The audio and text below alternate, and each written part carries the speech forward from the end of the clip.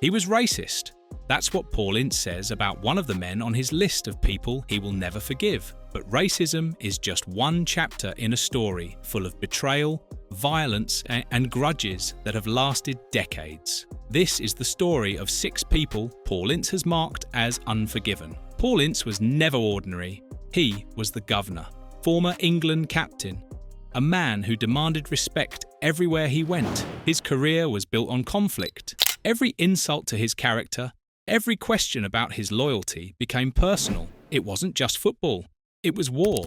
And when things got personal with Paul Ince, they stayed personal forever. Ince grew up in Ilford and broke through at West Ham when football was often cruel to black players.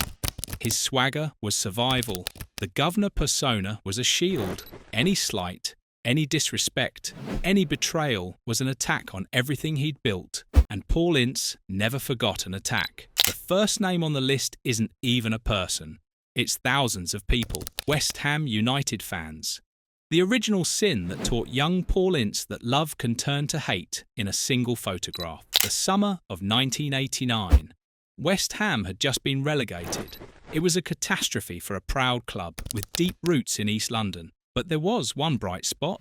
Paul Ince, their academy graduate, had been named Player of the Year. He was one of their own.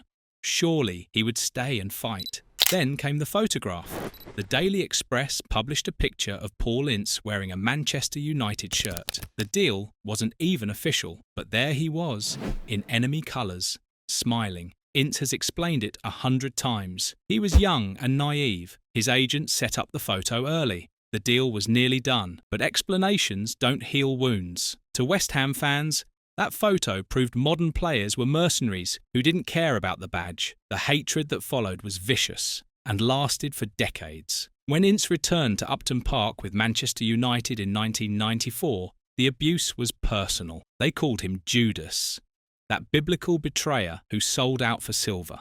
They printed fake £20 notes with his face on them and threw them onto the pitch. The message was clear. You sold your soul for Manchester United's money. But the worst part, they targeted his family. Ince has called them morons for abusing his loved ones in the stands. Years later, a West Ham fan punched Ince in the face outside Anfield. The grudge had festered for so long that it turned into violence. Even when Ince became a manager, the hostility never thawed. West Ham fans passed the hatred from father to son like a family tradition. Ince remains, in their eyes, the eternal Judas. He knows he made a mistake with that photo, but he also believes he gave everything for West Ham while he was there. The refusal to move on, to accept his apology, is what makes this feud unforgivable. It's a war with a faceless enemy that can never be won. If West Ham was the betrayal of home, then Sir Alex Ferguson was the betrayal of the father. Ferguson brought Ince to Manchester United. Together, they ended the club's 26-year wait for a league title, but their relationship fell apart in a way that left permanent scars. The problems started with tactics. Ferguson wanted Ince to be a destroyer, win the ball, protect the defence, pass it simple, but Ince saw himself as more than that. He wanted to join attacks and score goals. He believed he could do both. Ferguson saw it as selfish, a lack of discipline. The breaking point came after a comfortable win against a title rival. Despite the victory, Ferguson exploded in the dressing room. He tore into Ince for going on a run late in the game, losing the ball, and leaving the defence exposed. Ince was shocked. Then he grew angry. He felt he was contributing to the team's success. He was helping them win. Ferguson felt Ince was playing for himself, chasing personal glory instead of following the game plan. The clash of egos was explosive, but the real betrayal came in the summer of 1995. United had finished second in both the league and FA Cup. Ferguson decided to overhaul the squad. He would sell established stars and bring through the class of '92. Beckham, Scholes, but Neville. Ince was one of the players marked for sale, but he wasn't called into the office for a meeting. Instead, Ince was playing golf with Ryan Giggs when Ferguson called him to the clubhouse. Ince walked in expecting a chat.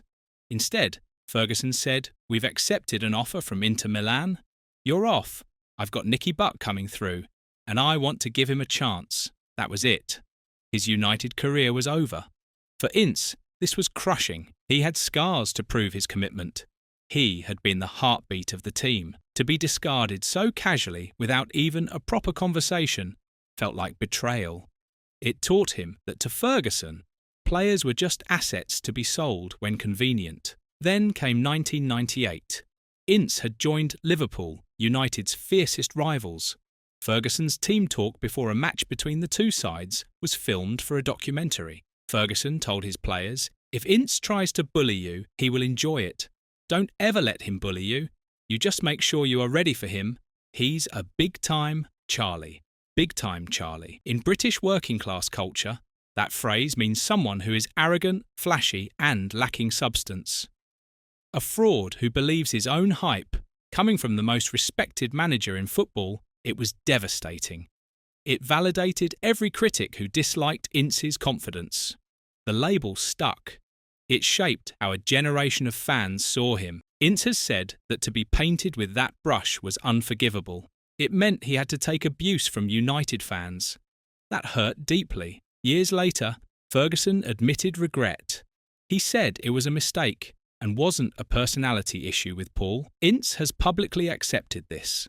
They now play golf together and share a bottle of wine. But Ferguson still appears on the list of those he will never forgive, because the social reconciliation doesn't erase what happened. Ferguson's comments in 1998 poisoned Ince's reputation. The sale to Inter Milan denied Ince the chance to be part of United's 1999 treble, a historic achievement built on foundations Ince helped lay. The bitterness over lost glory remains beneath their friendly surface. The third name is different. It's about racism. Gianpietro Piovani represents the ugly reality of what Ince faced as a black player abroad. When Ince joined Inter Milan in 1995, Serie A had a racism problem. Black players faced monkey chants. Ince experienced this horror. In matches against Cremonese, the stadium echoed with racist abuse. Then came October 1996. Inter Milan played Piacenza. Ince was marking Gianpietro Piovani, an Italian defender. As they waited for a corner kick, something happened. Piovani suddenly threw himself to the ground, clutching his face in agony. He made it look like Ince had violently struck him. The referee was fooled. He showed Ince a red card. Ince was sent off. His team played with 10 men. He faced suspension. The injustice was bad enough. But then the truth came out. Television replays showed Ince had barely touched Piovani. Under pressure, Piovani admitted it. He confessed to the press that he had faked the injury to get Ince sent off. But worse, he admitted the provocation. He had racially abused Ince moments before the contact. What makes this unforgivable is what happened next. Nothing. Despite Piovani admitting to 2 serious offences, racial abuse and cheating through simulation, the system failed Ince. Ince still served the suspension. The Italian football authorities didn't overturn the ban. Piovani faced barely any consequences for the racism. This was the 1990s. Racial abuse between players was rarely punished properly. For Ince, Piovani represents the cowardice of racism. He used a racial slur to unsettle a better player. Then he used deception to have him removed from the field. It was a double violation of everything sport should stand for. Ince has spoken about rising above the racism to become an inter-hero, but the specific malice of Piovani, a peer who looked him in the eye and abused him for his skin colour, remains unforgiven. The fourth name is Marcel Desailly. This is about physical domination. A warrior meeting his match and never recovering. Marcel Desailly was known as the Rock. At AC Milan and Chelsea, he was an immovable force. Ince's game relied on physical dominance. But in Desailly, he found someone who couldn't be bullied. They clashed in the Milan derby and again in the Premier League. Ince's words about Desailly reveal something rare: vulnerability. He said, "Marcel Desailly is as good an example as I can think of. He was so big, so strong, so fast. I'd find myself thinking, how do you even get past him? I remember trying to run past and around Desailly all day to absolutely no result." For the governor, whose entire identity was built on being the dominant force in midfield, Desailly was a nightmare. Desailly stripped Ince of his greatest weapon his physical superiority. Every time they met, it was the same story. Ince would charge forward with all his power, and Disraeli would simply be there, unmoved, unbeaten. There's also a literal dimension to the scars Ince mentions. Disraeli was uncompromising. He used sharp elbows and rugged tackles. Matches between them often turned violent. Disraeli was involved in incidents where opponents suffered broken noses. It's likely Ince was on the receiving end during their fierce battles. Ince, never forgiving Disraeli, is probably a mix of professional respect for a superior opponent and personal resentment for the physical punishment he took. Disraeli represents the one wall Ince couldn't break down. That wound to his pride never healed. The fifth conflict involves Gerard Houllier and Phil Thompson at Liverpool. This marks the beginning of the end of Ince's time as an elite Premier League player. It's a clash between old-school English drinking culture and new-school continental professionalism. Ince joined Liverpool in 1997 as captain of the so-called Spice Boys. Players like Redknapp, Fowler and McManaman were famous for their celebrity lifestyles. When Houllier took full control in 1998, he wanted a cultural revolution. He saw the dressing room culture as the main problem. He viewed Ince, a strong personality with influence over younger players, as disruptive. Ince's governor persona demanded autonomy. That clashed with Houlier's strict, teacher-like approach. The explosion came at the Melwood training ground. The main antagonist was Phil Thompson, Houlier's assistant. Thompson was a Liverpool legend, a European Cup-winning captain. During training, Thompson was shouting orders and criticising players. Ince felt disrespected. He snapped back. Reports suggest Ince scoffed at Thompson's authority.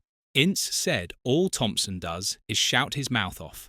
The folklore suggests there may have been a show Yas Your Medals challenge, or Ince dismissing Thompson as a relic living off past glories. Whatever the exact words, it shattered the chain of command. It was mutiny. In the summer of 1999, Houllier purged the squad. Ince was sold to Middlesbrough along with other senior players. Ince was furious about the manner of his exit. He felt misled. He publicly called Houllier and Thompson two-faced and said they treated people like dirt. He said Houllier might know technical stuff about the game but doesn't know how to manage players. This feud is unforgivable because it attacked Ince's professionalism. He believed he was trying to lead the team. They painted him as a bad influence to justify removing him. The bitterness showed years later when Ince scored a late equaliser for Middlesbrough against Liverpool at Anfield. He celebrated with wild joy, sliding on his knees in front of the Kop. It was a final act of defiance against the regime that rejected him. The sixth and final name is Graeme Le Saux. This feud involves physical violence and deeply personal abuse. It represents the toxic masculinity of 1990s football culture. Le Saux was different. He read newspapers, collected antiques, and had no interest in lads' culture. In the dressing room of the 90s, this made him a target. Despite being married, Le Saux was subjected to homophobic abuse from fans and fellow professionals who used slurs to isolate him. During a match between Liverpool and Chelsea at Anfield in 1997, Ince reportedly directed abuse at Le Saux about his sexuality. This was a common tactic to unsettle him, standard practice in the toxic culture of the time. Le Saux, pushed too far, fought back. Some accounts say he made a comment about Ince's wife. Others say he simply refused to be cowed. The verbal fight spilled into the tunnel after the match. Away from the cameras, away from the crowd, Ince lost control and physically attacked his England teammate. Punches were thrown. They had to be pulled apart by other players and staff. What makes this particularly poisonous is that Ince and Le Saux were forced to play together for England, including at the 1998 World Cup. There was no reconciliation, no handshake, no clearing of the air. They were professionals on the pitch, but enemies everywhere else. For Ince, Le Saux represented a type of person he couldn't understand. For Le Saux, Ince represented the bullying culture that made his career miserable. The feud is mutual and born from the toxic intolerance of that era. They shared a dressing room in France during the World Cup. but the coldness between them was obvious to everyone. It was a wound that never healed. Looking at all six, a pattern emerges. With Ferguson and Julia, he fought for respect from authority. With Piovani and West Ham fans, he fought against attacks on his race and loyalty. With Desailly and Lasseau, he fought for dominance. Paul Ince's career was powered by conflict. The chip on his shoulder was his fuel.